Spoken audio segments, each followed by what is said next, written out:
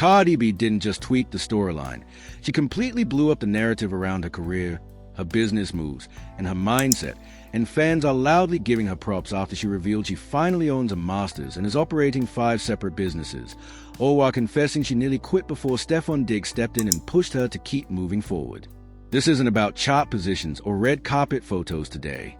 This is about money, control, and the behind-the-scenes hustle that plenty of artists brag about, but almost none truly pull off. The proof this time is coming straight out of Cardi's own mouth.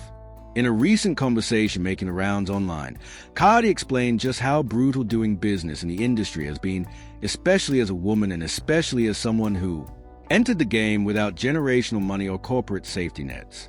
She made it crystal clear that owning her masters didn't fall out of the sky. It came after years of stress, roadblocks, and moments where she seriously wondered if continuing was even worth the headache. And once fans heard her say she now owns a master's and has 5 businesses locked in, the reaction was instant applause. Because that's not light work in an industry built to keep artists stuck independent. Let's be honest for a moment. Plenty of artists drop hit songs, but very few ever lock down ownership. Cardi didn't roll out of bed one morning and get gifted her master's. She had to study, contract, renegotiate power, and played a long strategy while still being one of the most visible female rappers on the planet. The blind item basically reads like this: shiny success on the outside, non-stop pressure on the inside. Fans forget that once the camera is shut off, there's still paperwork, attorneys, boardrooms, and choices that can either secure your future or lock you into a nightmare deal forever. Now here's where the Stefon Diggs part enters the chat. And this is what really set social media off. Cardi admitted there was a moment when she was ready to walk away from certain business decisions entirely because the process drained her. According to her, Stefon was the one who pushed her to invest effort into something she was inches away from dropping. Not in a dramatic superhero moment, not in a flashy rescue story, but in a grounded, real-life way, reminding her that quitting would mean leaving long-term money and control behind.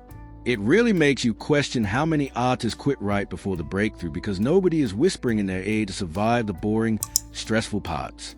We see the sparkle, but we never see the mental exhaustion that comes with fighting for ownership while performing at the highest level.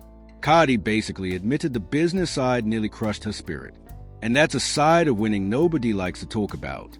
Fans online instantly started connecting dots, saying Cardi's recent moves feel more intentional, more strategic, and way less reactive than before. She's not just releasing music. She's building a system. 5 businesses equals diversification. It means she's not depending only on rap checks, tours, or brand deals.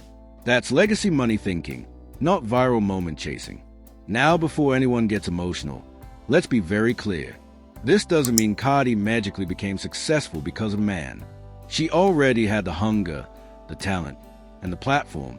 But encouragement matters. Support matters. Sometimes all it takes is one person saying, "Don't quit yet," when you're already mentally checked out. And that's exactly why fans are applauding her honesty instead of dragging her. Of course, the internet wouldn't be the internet without skeptics claiming relationships and business shouldn't mix, or questioning how much influence Stefon Diggs really had. Some are even floating power dynamic theories. But that's where allegedly comes in, because none of that is actually confirmed. And Cardi herself described it as motivation, not manipulation. The main point is that she still made the final decisions and did the heavy lifting. What's also fascinating is how this moment reshapes Cardi's public image. For years, critics tried to trap her in the box of being just a viral rapper or loud personality. Owning her masters and running multiple businesses completely shatters that storyline. You don't have to like her music, but financially and strategically, she's playing chess while plenty of others are still stuck playing checkers. Let's also acknowledge how rare it is for artists to admit they almost quit. Most celebrities pretend the road was always smooth. Cardi admitting business is exhausting and draining actually made fans respect her more. It proved that success doesn't erase stress. It just swaps one type of stress for another. Now let me know what you think in the comments. Do you believe encouragement from a partner can really shift someone's career path? Or do you think artists have to reach these milestones completely solo for them to count? And should owning masters be the ultimate goal for every artist, even if it takes longer? What really stands out in the second half is how fans are using Cardi's situation as a measuring stick to critique the industry itself, especially when you compare her to artists with the same momentum who walked away with almost no ownership. Examples are flying everywhere. Artists who toured non-stop, dropped platinum records, stayed relevant for years, and still don't control their catalogs. That comparison is why this moment hits harder than a typical boss move headline. It's forcing people to face how rare it really is to win on both the fame side and the paperwork side.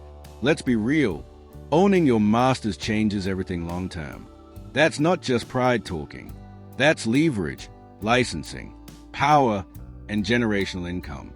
Fans are pointing out that Cardi can now decide how her music is used in films, commercials, documentaries, and even future platforms that don't exist yet. That level of control means she's no longer at the mercy of labels setting timelines or money strategies.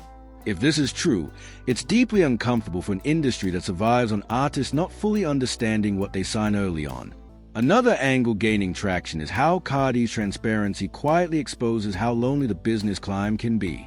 She didn't present this as a victory lap. She framed it as survival, and that's resonating with creatives who feel burned out, trapped in contracts, or overwhelmed by legal language meant to confuse them. The conversation online feels less like celebrity worship and more like real-world lessons. People are saying, if Cardi B struggled with this, imagine what regular artists go through. There's also a noticeable shift in how fans see Stefon Diggs in this story, not as a celebrity add-on, but as someone outside the music industry bubble. Many believe having a partner removed from label politics helped her see things differently. Someone viewing contracts from a purely logical, numbers-based angle instead of emotional loyalty. That perspective isn't comfortable, but sometimes discomfort is what fuels growth. Still, not everyone is cheering. Some critics argue fans are romanticizing the situation too much. They question whether encouragement deserves as much praise when artists still need lawyers, financial education, and real systemic change to level the field. That criticism isn't wrong. Motivation alone doesn't rewrite contracts, but it can be the spark that finally gets someone to sit down with the lawyers and accountants they've been dodging. What can't be denied is that Cardi owning her masters reshapes every future move she makes. Albums become assets, not obligations. Breaks become strategic, not career-ending risks. Even silence turns powerful when there's no financial punishment attached. That's a different type of freedom, and fans are noticing fast. Many are already predicting her next era won't be about oversharing or burnout, but precision. This moment is also reopening debates about why labels fight artist ownership so aggressively. People are pulling up old interviews, contracts, and lawsuits saying this is exactly why they don't want artists educated. The blind item reads like an open secret. The more control an artist has, the less predictable and profitable they become for corporate systems built on dependency. So tell me in the comments, do you see Cardi's situation as a rare exception, or the beginning of a shift where artists finally choose ownership over speed and visibility? And do you think more artists would move this way if they had stronger personal support systems behind the scenes?